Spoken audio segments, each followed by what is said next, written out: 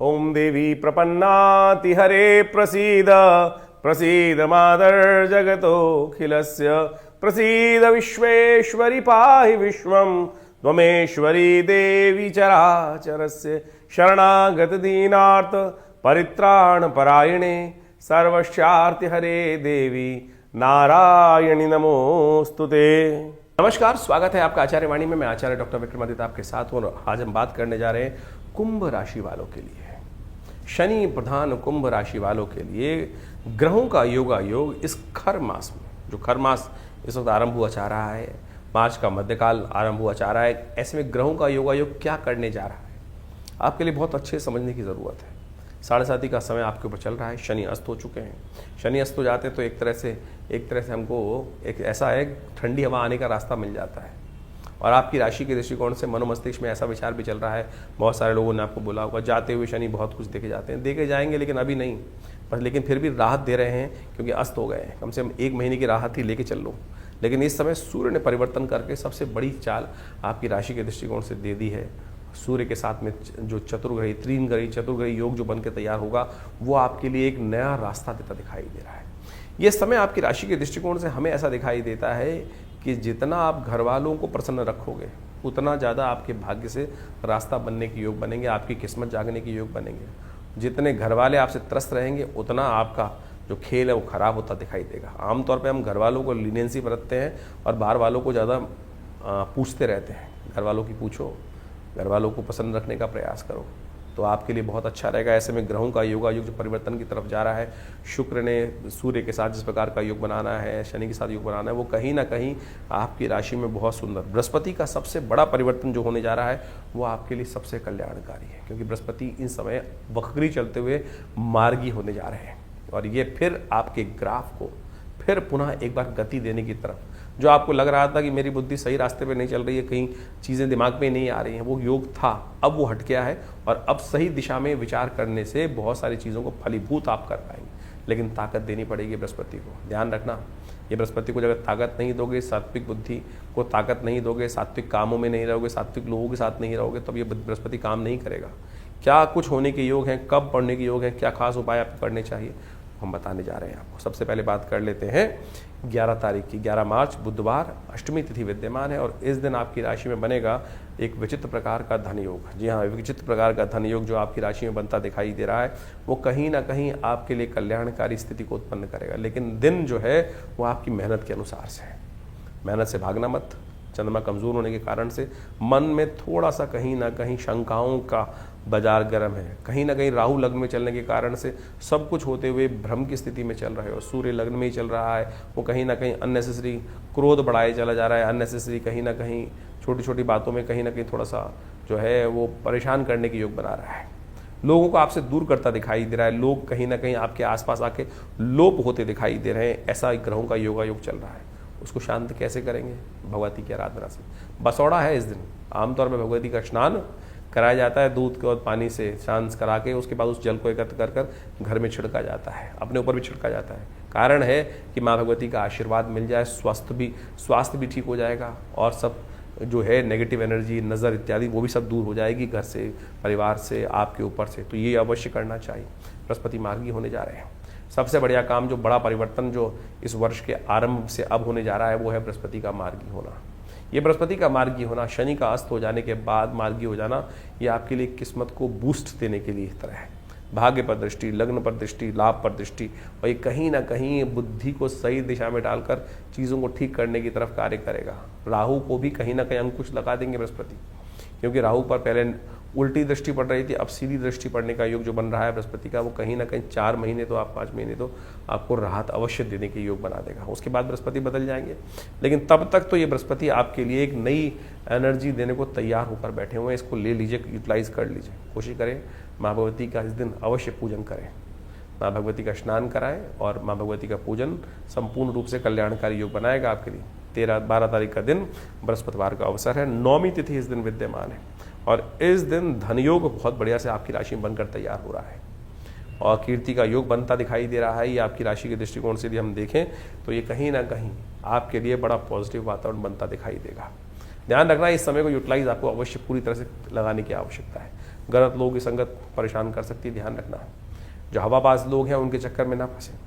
शाम का समय बर्बाद बिल्कुल ना करें। आपकी राशि के दृष्टिकोण से इन दिनों ऐसा युग बन रहा है कि शाम बर्बाद होने की तरफ जाती दिखाई दे रही है बेकार के कामों में, और बेकार के लोगों के साथ बैठने के कारण से कहीं ना कहीं कुछ ना कुछ आपको कोई मछली जो है कोई ना कोई दाना डालती दिखाई देगी मछली की तरह, और आपको फंसाती दिखाई देगी। तो मत फंसना, ध्यान रखना, चीज़ों को अपने समय को सही तरफ से ले जाने का प्रयास कीजिए, तो बिल्कुल लाभ के रास्ते आप खोल सकते हैं। बृहस्पतिवार का अवसर है, सद लोगों का आचरण करें, ज्ञानवान लोगों के सानिध्य में रहने का प्रयास करें, गलत लोगों के साथ उनके बिछाए हुए जाल में न फंसे, बुद्धि को जगाएं, केसर का तिलक या हल्दी का तिलक अपने माथे पे लगाएं, हल्दी वाले जल से स्नान करने का प्रयास करें, यह आपके लिए अच्छा रहेगा। 13 तारीख का दिन शुक्रवार का दिन है, दशमी तिथि विद्यमान है, भद्रा का योग भी इस दिन बन रहा है। तो नए कार्यों की तरफ दिन तो अच्छा दिखाई दे रहा है, लेकिन शाम की तरफ तो उसमें बचने का आपको प्रयास विशेष तौर पर करना चाहिए। शाम के समय नया कार्य की तरफ कोई आगे कहे हाँ जी बिल्कुल ये ऐसे काम है, ऐसे कर लेते हैं, ऐसे कर लेते हैं, तो ऐसे नहीं उठ के किसी साथ चल रहे हैं। विचार करने के बाद, सोचने के बाद तब कार्य की तरफ तेजी से, बहुत तेज गति से भागने की आवश्यकता नहीं है। सूर्य इन दिनों राहु के साथ बैठकर आपको एकदम जैसा होता है ना मेंढक फुदकाने की तरफ जाता है, तो ऐसे फुदकने की तरफ आपको लोग ले जाते दिखाई देंगे। तो एकदम फुदकने की आवश्यकता नहीं है। सोच विचार कर, ज्ञान के साथ, एडवाइस लेकर, बड़े लोगों की बात मानकर कार्य करने का प्रयास करोगे तो अच्छा रहेगा। गाय का पूजन, गऊ के निमित्त कुछ ना कुछ गौशाला में भिजवाने का प्रयास करें, कुछ ना कुछ देव कार्य करने का प्रयास करें, इत्र को अवश्य लगाने का प्रयास करें, भगवान को इत्र अर्पित करने का प्रयास करें। ये सारे उपाय हैं जो इस दिन करेंगे तो कल्याण होगा। 14 तारीख का दिन शनिवार का दिन है, दशमी तिथि इस दिन विद्यमान है, और ग्रहों ने एक परिवर्तन का चाल चली है, और ये परिवर्तन आपकी राशि के दृष्टिकोण से थोड़ा सा भारी दिखाई देता है। ध्यान रखना, स्वास्थ्य पर और अननेसेसरी की जगह खर्चे होने के लिए स्वास्थ्य गाड़ी वाड़ी बहुत सावधानी के साथ चलाने की ज़रूरत है। सूर्य परिवर्तन की तरफ जा रहे हैं इस दिन, और ये सूर्य का ये परिवर्तन आपकी राशि के दृष्टिकोण से जो होने जा रहा है, ये परिवर्तन का जो टाइम है, ये बहुत सावधानी से फूक फूक के कदम रखने वाला रहेगा। ऐसे में ध्यान रखना पड़ेगा आपको, बेकार अननेसेसरी क्रोध नहीं करना है। इस दिन सूर्य परिवर्तन कर कर आपकी राशि के दृष्टिकोण से जो लग्न से राशि से निकल कर आगे जा रहे हैं, अपने पुत्र के साथ शनि के साथ योग बना रहे हैं, ये कहीं ना कहीं आपके लिए ज़बरदस्त किस्मत को बूस्ट करने का रास्ता बनाते दिखाई दे रहे हैं। इस समय आपको समय की चाल पहचानते हुए कार्य करने की ज़रूरत है। महत्वाकांक्षा बहुत रहेगी, उस महत्वाकांक्षा को पूर्ण करने के लिए केवल आशीर्वाद की ज़रूरत है, घर वालों के आशीर्वाद की ज़रूरत है, बाहर वालों के नहीं, घर वालों के आशीर्वाद की ज़रूरत है। जितने घर वाले प्रसन्न उतने ज़्यादा किस्मत, क्योंकि आपके शुक्र के साथ सूर्य की युति और साथ में शनि की युति जो हो रही है, ये ध्यान रखना, ये आपके अंदर वाले लोग जो है वो आपके लिए मणि के समान है, और बाहर वाले जो लोग हैं वो शीशे के समान है। वो चमक बेकार है रहेगी, घर वालों की चमक आपके लिए किस्मत जगाने वाली रहेगी। तो इस बात का ध्यान रखते हुए यदि कार्य कर लोगे तो बहुत अच्छा रहेगा। और एक बात और ध्यान रखें, इस समय पुण्य कार्य बढ़ाने का प्रयास करें, और लोगों का फ्री का माल, कई बार क्या होता है ना, हम लोग को बहुत सारी चीज़ें कई बार फ्री में मिल जाती हैं, और तो हम तो कहेंगे कि आपकी राशि के दृष्टिकोण से कहीं फ्री में मिलता हुआ भोजन भी मत करना, ध्यान रखते हुए कार्य करना। कई बार क्या होता है, हम लोग प्रसाद मान के घर का फ्री का भोजन पकड़ लेते हैं, सामने अरे मिल रहा है ले लो, प्रसाद है, वो भी करना कहीं ना कहीं शारीरिक तौर पर आपके लिए भारी पड़ सकता है। तो इस बात का ध्यान रखते हुए आपकी राशि में इस वक्त ऐसा योग बना हुआ है, ध्यान से कार्य करेंगे तो बहुत अच्छा है। लोगों की भलाई का काम ज़्यादा करने का प्रयास करें, भंडारा कराएं ज़रूर, लेकिन दूसरे के भंडारे का भजन न लें, इस बात का ध्यान रखते हुए कार्य करोगे तो बहुत अच्छा रहेगा। ये सब चीज़ें समझें। और सूर्य रात को करीब करीब 1 बजे के आसपास बदलेंगे, और ये आपकी राशि में नया परिवर्तन लाने का योग बना रहे हैं। 15 तारीख का दिन रविवार का अवसर है, एकादशी साथ में विद्यमान है, और ये वर्ष की अंतिम एकादशी पड़ रही है, जिसको कहा जाता है पाप मोचनी एकादशी। ये वर्ष की अंतिम एकादशी है। इस दिन पूरे वर्ष में किए हुए समस्त जो हमसे पाप भी होते हैं, पुण्य भी होते हैं, पाप पुण्य तो हम भोग लेते हैं, लेकिन पाप जो है वो सिर पर चढ़े रहते हैं, उनसे मुक्ति पाने का दिन है। तो चैत्र की कृष्ण पक्ष की जो एकादशी के दिन रविवार पड़ रहा है, और साथ साथ संक्रांति का पुण्य भी इस दिन रहेगा, क्योंकि रात्रि में बदले सूर्य और अगले दिन उसका पुण्य रहेगा। तो हृदय नाम का योग भी बन गया। शुक्र भी परिवर्तन की तरफ जा रहे हैं, परम उच्च गति को प्राप्त कर रहे हैं, रेवती नक्षत्र में जा रहे हैं। तो ऐसे में ये ग्रहों का योग आपकी राशि के दृष्टिकोण से कहीं ना कहीं बहुत शुभ रास्ता आपको देता दिखाई देता है। कन्या पूजन इस दिन अवश्य, कन्या पूजन जितनी अपनी सामर्थ्य हो वो करने का प्रयास कीजिए, वो बहुत श्रेष्ठ रहेगा। साथ साथ सूर्य के निमित्त इस दिन आपकी राशि के दृष्टिकोण से आपको भगवान सूर्य को दूध से अर्घ्य देना चाहिए। मंदिर में जाकर दूध से भगवान को अर्घ्य स्नान कराने का प्रयास करना चाहिए। और नित्य प्रति भगवान सूर्य को दूध से अर्घ देने से आपकी राशि के दृष्टिकोण से बहुत सुंदर योग आपके लिए बनने का योग बनेगा, कल्याण का योग बनते दिखाई देंगे आपकी राशि के दृष्टिकोण से। इसके साथ साथ इस एकादशी का बहुत पुण्य है, हमने भी आश्रम पे कार्यक्रम रखे हैं, वो भी जान लीजिए। कुंभ राशि वालों, 16 तारीख का दिन आपकी राशि के दृष्टिकोण से क्या कुछ प्रभाव उत्पन्न करने वाला है जान लीजिए। सोमवार का अवसर है और उस दिन द्वादशी और त्रयोदशी तिथि का योग बन रहा है और आपकी राशि के दृष्टिकोण से शाम आते आते आपकी राशि में एक बहुत बढ़िया लाभ का योग भी बनता दिखाई दे रहा है और यह आपके अंदर एनर्जी लेवल को बहुत बढ़िया से करता दिखाई दे। दिन थोड़ा हल्का ज़रूर दिखाई देता है, चाहे वो स्वास्थ्य का मामला हो या चाहे कहीं अननेसेसरी इमोशंस का मामला हो या कहीं ना कहीं बेकार के खर्चे, ये सब चीज़ों में कहीं ना कहीं थोड़ा सा मन जो है वो बेकार के कामों में ऐसा लगेगा फंसा फंसा सा दिखाई दे रहा है। चीज़ें हमारे साथ में हुई नहीं। कई बार ऐसे दिन होते हैं, सब दिन एक समान नहीं होते, लेकिन शाम आते आते बिल्कुल ग्रह धूप छाँव वाला परिवर्तन होने के योग बनते दिखाई दे रहे हैं और ऐसा परिवर्तन का योग बन रहा है जो आने वाले 2-3 दिनों में आपके लिए बहुत अच्छे से रास्ते आपके समक्ष उत्पन्न करने के योग बनाएगा। तो इस समय में कोशिश ये करनी चाहिए, अंतिम प्रदोष है सोम प्रदोष, ये वर्ष का अंतिम सोम प्रदोष है। जी हाँ, ये जो नव संवत चल रहा था वो संवत 2 दिन बाद समाप्त हो जाएगा और ये नव संवत इस पुराने संवत के अंदर अंतिम शिव का सोमवार पड़ रहा है जो प्रदोष के साथ में है। तो इस दिन भगवान शिव की सुंदर आराधना करें, कल्याण होगा। 16 तारीख को सोम प्रदोष का योग बन रहा है, त्रयोदशी शाम के समय विद्यमान रहेगी और शास्त्र में कहा गया है कि समस्त प्रदोषों में सबसे श्रेष्ठ प्रदोष जो है वो विशेष तौर पर सोम प्रदोष ही माना जाता है। सोमवार का योग और शाम को सूर्यास्त के समय में जब त्रयोदशी साथ में पदार्पण कर लेती है, योग बना लेती है, तो वो सोम प्रदोष का योग बन जाता है। तो इस बार ये बहुत दिव्य योग बना है और आप मान के चलें रुद्र नाम के संवत से आरंभ होने से पहले, प्रलंकारी संवत आरंभ होने से पहले, और ऐसे में ये शुभ योग बनकर तैयार है। कहा जाता है कि जब शाम के समय सूर्यास्त के 2 घड़ी बाद तक, 2 घड़ी यानी 48 मिनट तक ये बहुत शुभ योग बना रहेगा।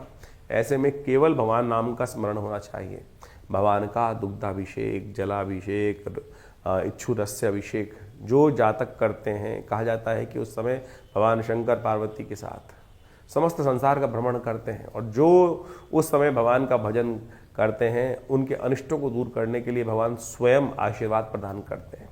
ये कपोल कल्पित बात नहीं है, शास्त्रों की विधि के अनुसार से बात है। इस बात का हमको ध्यान रखना चाहिए। जीवन क्षणभंगुर है, इस बात का ध्यान रखें। 1 सेकंड के अंदर कहाँ से कहाँ क्या स्थिति कब कहाँ पहुँच जाती है। तो इसलिए हमारे समस्त अनिष्टों को दूर करने के लिए इस तिथि का आपको अवश्य उपयोग करते हुए कार्य करना चाहिए। चैत्र के मास में, इस सुंदर वर्ष के आरंभ के समय में, चैत्र का जो पक्ष आरंभ हो जाता है तो एक तरह से वर्ष समाप्ति की तरफ है, नव वर्ष बिल्कुल आरंभ होने को है, नव संवत आरंभ होने को ही है। तो ऐसे में इस शुभ योग में कोशिश ये करें अपने नाम से रुद्राभिषेक, भगवान शंकर का पूजन, जहाँ भी आप विद्यमान हैं, ये ऑफिस में बैठे हैं तो कोई दिक्कत नहीं, ध्यान मानस पूजा करने का प्रयास करें।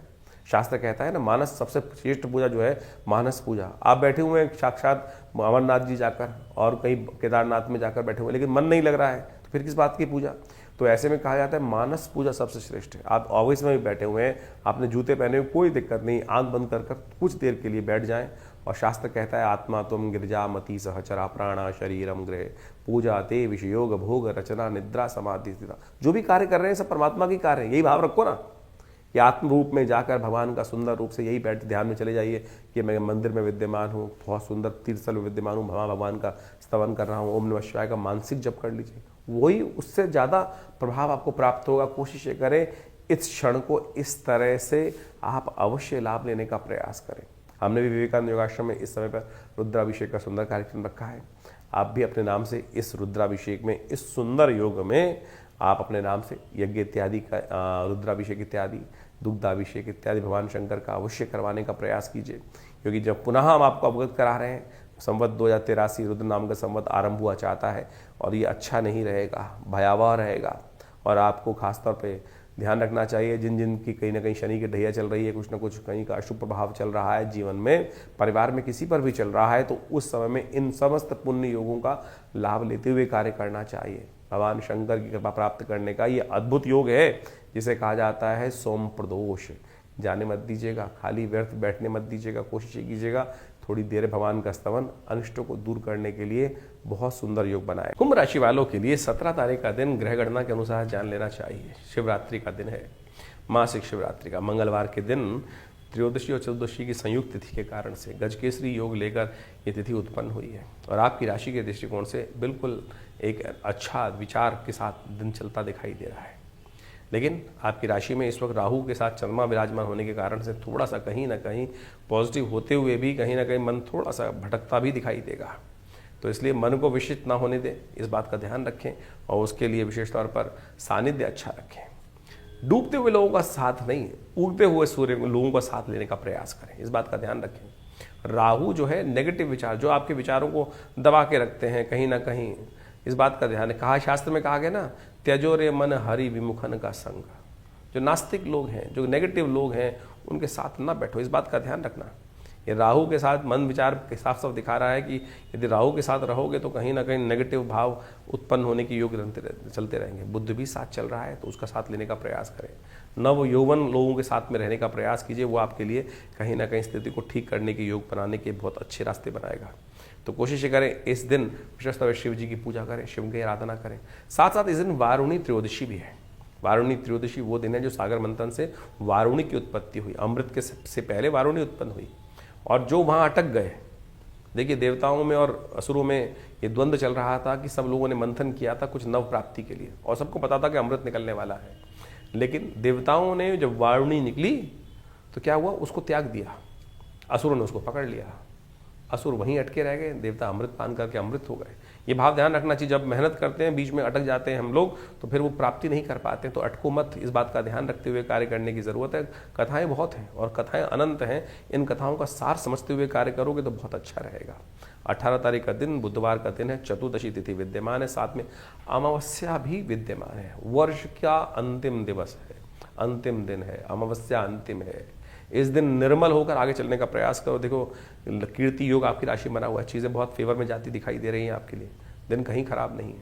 तो ऐसे में जाते हुए वर्ष में, जाते हुए संवत के अंतिम दिवस पर कोशिश करो अपने पितरों के निमित्त जो भी ऋण था उससे निवृत्त करने के लिए जो गायत्री जप कर सकते हो, तर्पण कर सकते हो, वो अवश्य करने का प्रयास करो। गायत्री जप कराओ, निमित्त उनके लिए यज्ञ कराओ और ऐसे में विशेष तौर पर जो भी पुण्य कार्य कर सकते हो वो सब करने का अवश्य प्रयास करना चाहिए। और साथ साथ इस दिन बहुत सारी जगहों में इस बार प्रयास किया जा रहा है कि भजन संध्याएं रखी जाएं, हवन रखे जाएं, यज्ञ रखे जाएं और उसको यज्ञ रखने के साथ साथ आप इस समय का लाभ लेते हुए कार्य करोगे तो बहुत अच्छा रहेगा आपके लिए। ये समय बहुत विशेष है, नव वर्ष आरंभ हुआ चाह रहा है, नव संवत, और ये नव संवत जो है जो आरंभ होगा वो बहुत कई प्रकार के योग लेकर आ रहा है, कुछ भयावह भी और कुछ आनंद देने वाले भी। तो आपकी राशि के दृष्टिकोण से क्या है वो भी हम आपको बताएंगे। 19 तारीख का दिन बृहस्पतिवार का दिन है, अमावस्या तिथि के साथ साथ प्रतिपदा तिथि विद्यमान है। प्रतिपदा क्षय हो रही है, इसलिए नव संवत इसी दिन से आरंभ माना जाएगा। बृहस्पतिवार के दिन बृहस्पति राजा होते हुए रुद्र नाम का संवत आरंभ हो रहा है, क्षय तिथि पे आरंभ हो रहा है। तो इसमें कहीं ना कहीं प्रलंकारी योग भी बनेगा। सबसे पहले तो नव संवत की आपको बहुत बहुत शुभकामना। ये नव संवत आपके लिए हर्षोल्लास दे, समस्त कष्टों को हर ले, इसके लिए भगवती की आराधना आप अवश्य कीजिएगा। ग्रह नक्षत्र जो परिवर्तन की तरफ जा रहे हैं वो आपके लिए इच्छाधारी योग बना रहे हैं। जी हाँ, इच्छाधारी योग। इस दिन जैसा रहोगे, जैसा सोचोगे वैसा पूरे वर्ष रहोगे, ध्यान रखना। इस समय ग्रह योग ऐसे ही हैं, अपने खास घर वालों को, मित्रों को, बिल्कुल सन्निध जो है परिवार वाले लोगों को प्रसन्न रखते हुए कार्य करो। हर एक को गुलाब का फूल अवश्य दो, हर एक के साथ आनंद के साथ रहो। इस बात का ध्यान रखोगे तो ये आपकी राशि के दृष्टिकोण से पूरा वर्ष आपके लिए कल्याणकारी बन सकता है। रुद्र नाम का संवत थोड़ा प्रलंकारी माना जाता है। विश्व में भयावह स्थिति इस वक्त मची हुई है और ऐसे में क्षय तिथि से वर्ष जब आरंभ होता है तो कहीं ना कहीं कष्ट देने के योग बना सकता है। तो ऐसे में उन समस्त कष्टों को दूर करने के लिए माँ भगवती की आराधना करने का नियम शास्त्र में इसीलिए बनाया गया है कि भगवान का सानिध्य जहाँ जाता है ना, वो समस्त दिन जो है वो शुभ हो जाते हैं। इसलिए माँ भगवती का ध्यान, या देवी सर्वभूतेषु छाया रूपेण संस्थिता नमस्तस्यै नमस्तस्यै नमस्तस्यै नमो नमः। माँ भगवती का सानिध्य इस बात का लेते हुए कार्य करने का प्रयास कीजिए। घट स्थापना कीजिए, घट स्थापना का मुहूर्त भी जान लीजिए। 19 तारीख बृहस्पतिवार से नवरात्र आरंभ हो रहे हैं और ये नवरात्र इस बार जो आए हैं बड़े विचित्र योग लेकर आए हैं, विचित्रता लेकर आए हैं। एक तो नव संवत रुद्र नाम का संवत आरंभ हो रहा है और ये रुद्र नाम का जो संवत है बहुत ज़्यादा प्रलंकारी माना जाता है। विश्व में इस वक्त देख लीजिए कैसी स्थिति मची हुई है, कहीं ना कहीं जो स्थिति है वो बड़ी विकट स्थितियों में जा रहे हैं ग्रह। क्षय तिथि से नव संवत आरंभ हो रहा है और ये नव संवत आरंभ होते ही आपकी जो राशि के दृष्टिकोण से जो प्रभाव आपने समझा वो कहीं ना कहीं बड़ी शांति के साथ आपको समय कुछ निकालने के लिए ज़रूरी है। इस बात का ध्यान रखें क्योंकि कहीं ना कहीं विप्लवकारी योग बनेंगे, कहीं ना कहीं विस्फोटक योग बनेंगे। लोग शांति का प्रयास करेंगे नहीं, अशांत और ज़्यादा, यानी आग में और ज़्यादा घी डालने का प्रयास करते दिखाई देंगे। ऐसे में इस बात को आपको समझ लेना चाहिए। नवरात्र का पूजन करें, भगवती की आराधना करें तो वो बहुत ज़रूरी है। ये रुद्र नाम का जो संवत है कहीं ना कहीं विस्फोटक योग बनाएगा, कहीं ना कहीं परमाणु युद्ध की तरफ विश्व को खींचता दिखाई देगा। इस बात को हमको साफ साफ समझ लेना चाहिए। भयावह स्थिति और आगे जाके ग्रह और परिवर्तन होंगे। मंगल जो है वो उदय होना चाह रहे हैं, बहुत जल्दी उदय होंगे, और वो शनि के साथ कहीं ना कहीं जब जुड़ जाएंगे अगले महीने में तो वो बहुत ही भयावह स्थिति विश्व के दृष्टिकोण से उत्पन्न करते दिखाई देंगे। तो आपको भी थोड़ा ध्यान रखना पड़ेगा। इस दिन सुंदर रूप से माँ भगवती की सुंदर आराधना से अपने ग्रहों को ठीक करने के लिए प्रार्थना आरंभ करें। सुबह करीब करीब 7:45 बजे के बाद से मेष लग्न जब आपके यहाँ शुरू हो जाए उस समय में मेष लग्न में घट स्थापना करने का प्रयास करें, और ये घट स्थापना जो है दोपहर तक, मध्याह्न तक आप करेंगे तो बहुत अच्छा रहेगा। वहम पालने की जरूरत नहीं है, क्योंकि कई लोग आपके मन में संशय उत्पन्न करेंगे, क्योंकि इस बार जो है क्षय तिथि के साथ में नवरात्र आरंभ हो रहे हैं। क्योंकि पहले दिन के नवरात्र जो है वो विशेष तौर पर जब आरंभ होंगे तो क्षय तिथि होगी, और अगले दिन के सूर्योदय से वो नवरात्र जो है पहला खत्म हो जाएगा, दूसरा शुरू हो जाएगा। शास्त्र में कई जगह लिखा है कि अमावस्या तिथि पे नवरात्र जब आप अनुष्ठान करते हैं तो कहीं ना कहीं अनिष्टकारी होता है। किन के लिए वो अनिष्टकारी होता है? जो तंत्रोक्त विधि से किसी दूसरे का कहीं ना कहीं अनिष्ट करने के लिए कुछ संकल्प लेते हैं। शांति को पौष्टिक कर्मों के लिए कुछ अनिष्टकारी नहीं है। माँ भगवती की आराधना, हाँ आप संकल्प लेके बैठ रहे हैं कि मैं सामने वाले का कुछ ना कुछ नुकसान करने के लिए योग बना रहे हैं, वो कहीं ना कहीं उल्टा प्रभाव उत्पन्न कर सकते हैं। तो इस बात को मन से हटा दीजिए कि नवरात्र का सुंदर योग कहीं ना कहीं अमावस्या तिथि में नहीं, पूर्ण प्रतिपदा तिथि में हमको करना है। बिल्कुल प्रतिपदा तिथि के साथ इस बार पंचांग के दृष्टिकोण से देखा जाए प्रतिपदा क्षय हो जाएगी, अगले दिन द्वितीय का उदय हो जाएगा। तो क्या प्रतिपदा के पुण्य को छोड़ दिया जाए? नहीं, अमावस्या तिथि में ही करने का प्रयास कीजिए, वो आपके लिए श्रेष्ठ रहेगा। तो हमारी दृष्टिकोण से सुबह करीब करीब 7:45 बजे के बाद से पूरे भारत में तो इस दृष्टिकोण से ऐसे योग बनेगा, तो आप उससे आरंभ कर सकते हैं अपने घट स्थापन के साथ। शाम तक सुंदर मुहूर्त है और भगवान का सुंदर आराधना करने का योग रहेगा। आप उसमें नवरात्र का सुंदर पूजन करें, माँ भगवती की आराधना करें। प्रथम शैलपुत्री च, द्वितीयम ब्रह्मचारिणी, तृतीयम चंद्रघंटी कुष्मांडेति, चतुर्थम, इस प्रकार से माँ भगवती के विभिन्न स्वरूप हैं। तो जो पहला नवरात्र है भगवती शैलपुत्री के निमित्त आरंभ करते हुए किया जाता है। तो कोशिश करें बड़ी श्रद्धा के साथ उस दिन कार्य आरंभ करने का प्रयास करें। कलश स्थापना का हमने समय आपको बता ही दिया है। इसके साथ साथ विवेकानंद योगाश्रम में पूरे 9 दिन तक, आने वाले 9 दिन तक, पूरे नवरात्र पर्यंत तक सुंदर रूप से नित्य प्रति दुर्गा सप्तशती का यज्ञ रहेगा। माँ भगवती के सानिध्य में दुर्गा जी का जो सुंदर श्री विग्रह है, जो 500 साल पुराना प्राचीन श्री विग्रह जो मुल्तान से हमारे यहाँ 1947 में पधारा, उन्हीं के सानिध्य में बैठकर वर्षों से यहाँ पर सुंदर यज्ञ रहता है। 8 घंटे नित्य यज्ञ चलता है। और नवरात्रों में तो शाम को दुर्गा सप्तशती का पूरे संपूर्ण 700 जो मंत्र हैं दुर्गा सप्तशती के, उसका नित्य प्रति यज्ञ रहता है। आप स्वयं माँ भगवती के सानिध्य में आइए, बैठिए और देखिएगा कैसी अलौकिक शांति का वातावरण आपके मनोमस्तिष्क मिलता है, और दुष्कर्मों को त्याग कर, आपके समस्त अनिष्टों को त्याग करके उसको अग्नि में भस्म करने का सुंदर अवसर है। तो ऐसे में पुण्य को जगाने के लिए स्वयं भी इस यज्ञ में आप बैठेंगे तो माँ भगवती कृपा से अपना स्थान आरक्षित करने के लिए आप हमें फ़ोन कर सकते हैं और हमारे साथ बैठकर इन 9 दिनों में माँ भगवती की सुंदर आराधना करें। ये नवरात्र आपके समस्त अनिष्टों से माँ भगवती से प्रार्थना कर करेंगे कि आपके समस्त अनिष्ट दूर हों, जो कष्ट दूर हो, माँ भगवती की कृपा आपके जीवन में बनी रहे। कुंभ राशि वालों के लिए 20 तारीख का दिन नवरात्र का दूसरा दिन है। शुक्रवार का अवसर, द्वितीय तिथि विद्यमान, माँ ब्रह्मचारिणी की आराधना करने का दिवस माना जाता है। ग्रह नक्षत्रों के दृष्टिकोण से यह दिन आपके लिए अनुकूल दिखाई देता है। आशीर्वाद प्राप्ति के साथ कार्य करने का प्रयास करें। ध्यान रखना, जिसमें अपनी अपनी चलाओगे और विशेष तौर पर वाहन कष्ट होने के योग देंगे, और जिसमें भी विनम्र होकर कार्य करोगे ऐसा योग बन रहा है। आशीर्वाद लेके काम करोगे, बड़ों को प्रसन्न करके कार्य करोगे, उस कार्य को करने से कोई नहीं रोक सकता, पूर्ण होने से कोई नहीं रोक सकता। ऐसा दिन आपके लिए बनता दिखाई दे रहा है। चाहे घर में रह रहे हो, चाहे बाहर रह रहे हो, चाहे आप घर के यानी स्त्री हो चाहे पुरुष हो, इस बात का ध्यान रखें, सबको साथ लेके चलने की। थोड़ा छोटे बनकर कार्य करने का प्रयास करोगे तो बहुत अच्छा योग आपके लिए बन सकता है। ब्रह्मचारिणी देवी यानी दूसरा स्वरूप जो है माँ भगवती का सात्विक सबसे स्वरूप ऐसा है कि जो तपस्वी स्वरूप है। ये संसार तपस्वियों के ही तप के कारण से ही सब चीज मिलती है। जब तप नहीं करोगे तब तक कुछ नहीं मिलेगा। तपने से ही सोना खरा होता है, इस बात का ध्यान रखने की आवश्यकता है। तो ऐसे में तप की आवश्यकता है। भगवती का ध्यान करें, भगवती का मंत्र जप करें, सर्वमंगल मांगल्य शिवे सर्वार्थ साधिके, और भगवती का जितना तप करोगे उतना कल्याणकारी योग बने। संवत 2082 के बाद संवत 2083 आरंभ हुआ चाहता है, और संवत 2083 रुद्र नाम का संवत आ रहा है, और ऐसे में क्षय तिथि से ये संवत आरंभ हो रहा है। क्षय तिथि से आरंभ, और ग्रहों की गणनाओं को यदि हम देखें तो बड़ी भयावह स्थिति है। जी हाँ, बड़ी भयावह स्थिति है। मंगल काफ़ी लंबे समय से अस्त होकर चल रहे थे, उदय होने के लिए बहुत बिल्कुल तैयारी पे जा रहे हैं इस वक्त, और ऐसे में शनि अपने भयावह स्वरूप में है। कई ग्रहों की युति एक साथ हो गई है, और अभी कुछ दिन बाद मंगल शनि की युति भी एक साथ होने वाली है, और ऐसे में मंगल का उदय होना, फिर विशेष तौर पर शनि का भी उदय हो जाना, ये आने वाले समय में बड़ी विकट स्थिति संसार में उत्पन्न करने की योग बनाता दिखाई देगा। ऐसे में जिस प्रकार का युद्ध के वातावरण जो पूरे बने हुए युद्ध चल रहे हैं, उसमें और ज़्यादा भयावह स्थिति हो सकती है।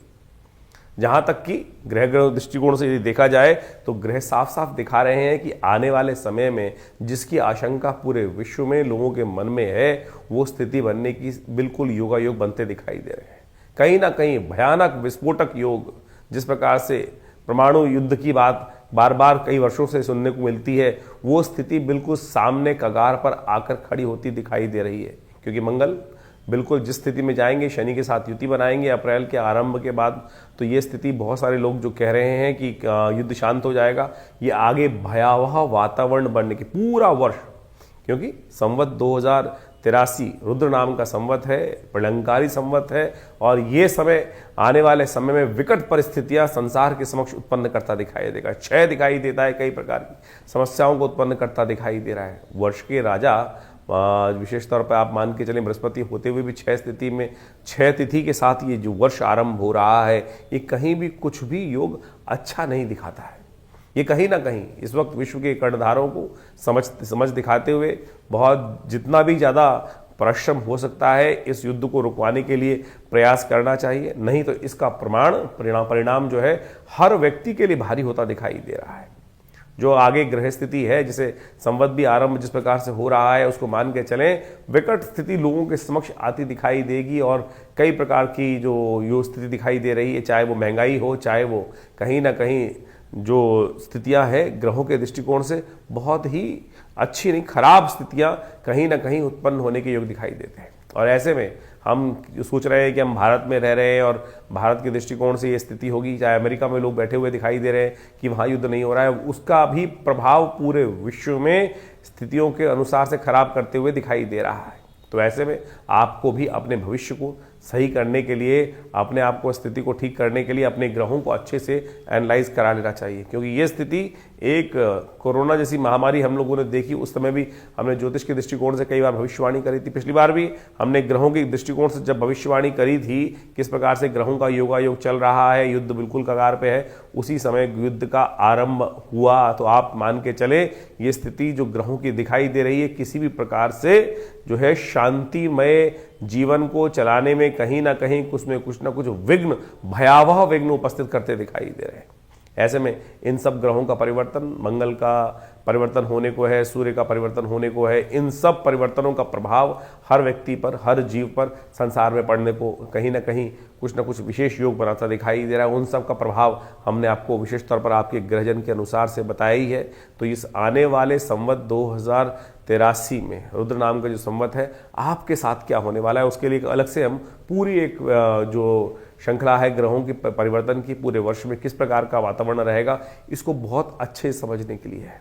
बहुत अच्छे समझने के लिए समझ कर फूक के कदम रखने की ज़रूरत है, क्योंकि आने वाली स्थिति बहुत अच्छी नहीं दिखाई देती।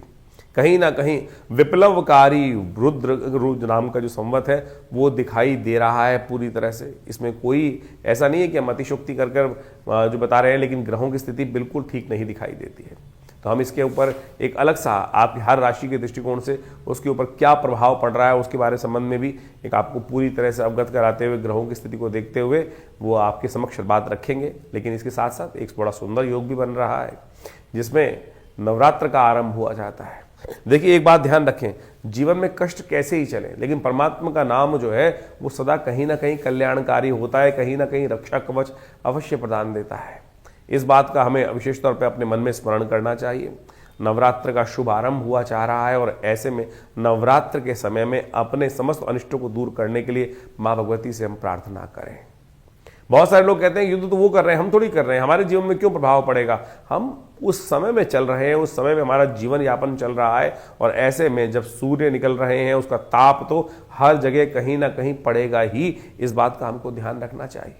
तो ऐसे में नवरात्र का शुभ पर्व भगवती की आराधना का पर्व है और इस समय नवरात्र के शुभ पर्व का भी जो आरंभ हो रहा है वो अमावस्या तिथि में ही हो रहा है। अब कितना ही बच ले, शास्त्र में कहा गया है कि अमावस्या की तिथि के दिन से यदि भेद हो रहा हो तो उस दिन से नवरात्र का तंत्रोक्त विधि से अनुष्ठान नहीं आरंभ करना चाहिए। लेकिन इस बार वो भेद से बच ही नहीं सकते हैं क्योंकि प्रतिपदा जो है वो क्षय हो गई है, अमावस्या युक्त प्रतिपदा है वो क्षय हो गई है। और अगर आप उसके अगले दिन से यानी 20 तारीख से नवरात्र का पूजन आरंभ करते हैं तो पहला नवरात्र तो योग से चला गया, तो इसलिए आरंभ जो होगा वो तो 20-19 तारीख से ही करना पड़ेगा नवरात्र को। तो इसमें तंत्र विधि के अनुसार से बहुत सारे लोग किसी की अनिष्ट की कामना से अनुष्ठान करते हैं।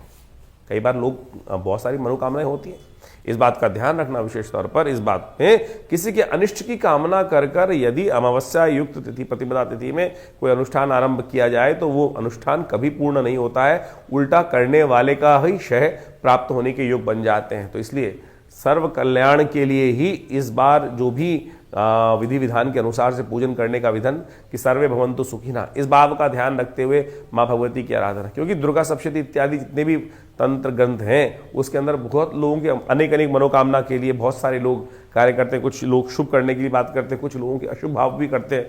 तो इस बात का अच्छे से लोगों को स्मरण हो जाना चाहिए कि हम केवल भगवत प्रसन्नता के लिए, परमात्मा के स्मरण के लिए ही इन अनुष्ठानों को इस बार करने का प्रयास करें, नहीं तो कहीं ना कहीं कुछ अभिष्टकारी जो है अनिष्टकारी योग इस बार बनते दिखाई दे रहे हैं, वो कहीं ना कहीं स्थितियों को खराब करने के वातावरण बना सकते हैं। तो ऐसे में नवरात्र का सुंदर यज्ञ जो विवेकानंद योगाश्रम में हर साल चलता ही है पूरे नवरात्रों के अंतर्गत, तो वो वही आरंभ रहेगा। सुबह करीब करीब मेष लग्न में घट स्थापन करने का आप सबको प्रयास करना चाहिए। मेष राशि के जब मेन आपके क्षेत्रों में मेष लग्न का उदय हो रहा हो, दिल्ली के अनुसार से करीब करीब 7:45 बजे तक का ये समय बनता है। 7:45 से लेकर करीब करीब मध्याह्न काल तक घट स्थापन करना किसी रूप में भी शुभ रहेगा। परमात्मा का स्मरण करते हुए, भगवान का ध्यान करते हुए आप इस नवरात्र में माँ भगवती की प्रसन्नता के लिए पूजन इत्यादि जो करते हैं। वैसे विवेकानंद योगाश्रम में माँ भगवती का सुंदर श्री विग्रह विद्यमान है जो 500 साल पुराना है। 1947 में मुल्तान से, पाकिस्तान से कोई व्यक्ति लेकर आश्रम पे आए और उस समय से ही ये यहाँ प्रतिष्ठित है और इन्हीं के सानिध्य में दुर्गा सप्तशती का यज्ञ रहेगा। तो आप भी स्वयं उस यज्ञ में बैठना चाहें तो अपने जो आश्रम के नंबर्स हैं उन पर अपना स्थान आरक्षित कर माँ भगवती का सानिध्य प्राप्त करने का प्रयास करें। दिव्य माँ भगवती का श्री विग्रह है, आपको हम ग्राफिक के माध्यम से भी इसमें दिखा रहे हैं। आप कोशिश ये करें, इनके सानिध्य में बैठकर माँ भगवती का स्मरण करें, आपकी अनेक मनोकामनाएं सिद्धि होने के योग बनेंगे।